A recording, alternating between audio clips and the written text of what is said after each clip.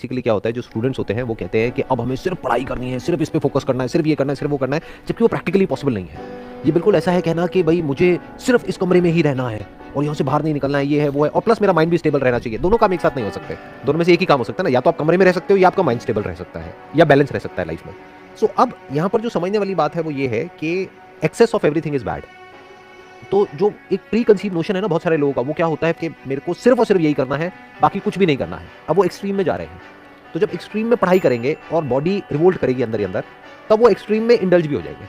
अब उनको वो जो एक्सट्रीम स्ट्रेस हुआ उसको कोप अप करने के लिए या तो एक्सट्रीम कुछ चाहिए, या तो ड्रग्स चाहिए, या अल्कोहल चाहिए, या सिगरेट चाहिए, या ये चाहिए, वो चाहिए, जो भी ये सब एडिक्शंस है, उस सब की जड़ क्या है कि वो एक्सट्रीम में किसी ऐसे काम में इंडल्ज हो गए हैं जो उनको करना पसंद नहीं है, लेकिन उनको लगता है कि मेरे फ्यूचर के लिए बहुत अच्छा है तो मुझे करना पड़ेगा। सो अब यहाँ पर समझने वाली बात क्या है कि कुछ चीज़ें हैं जिसको कभी नहीं छोड़ना चाहिए लाइफ में, कभी मतलब कभी नहीं। चाहे आप कोई भी एंट्रेंस की तैयारी कर रहे हो, चाहे आप कोई पढ़ाई कर रहे हो, चाहे जॉब कर रहे हो, चाहे बिजनेस कर रहे हो, चाहे शादी हुई है चाहे नहीं हुई है, वो क्या है, फिजिकल एक्टिविटी। हाँ, मोस्ट इंपॉर्टेंट। बाकी सब कुछ छोड़ दो, लेकिन फिजिकल एक्टिविटी कभी नहीं छोड़ना मरते दम तक। जहां आपने वो छोड़ी, आप समझ जाओ आप डीके होना शुरू हो गए।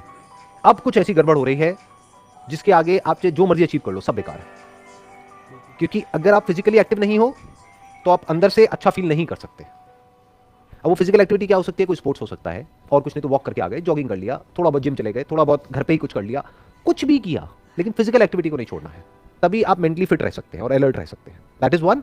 एंड दूसरा जो आपने कहा था कि अपनी कोई ना कोई हॉबी या पैशन, कुछ ना कुछ ऐसा जो करके आपका माइंड रिलैक्स हो जाता है और जहां पर एक्चुअल में आप कुछ नया सीख रहे हो, तो बेटर ऑप्शन क्या है कि कुछ ऐसा करो, मान लो पेंटिंग हो गया, डांसिंग हो गया, सिंगिंग हो गया, ये हो गया, वो हो गया, या दोस्तों के साथ में घूमना फिरना हो गया, मूवी देखना हो गया, कोई भी ऐसा काम करो जो एडिक्टिव ना हो, मतलब जो आपको फंसाए ना, एक बॉक्स में ले जाता है।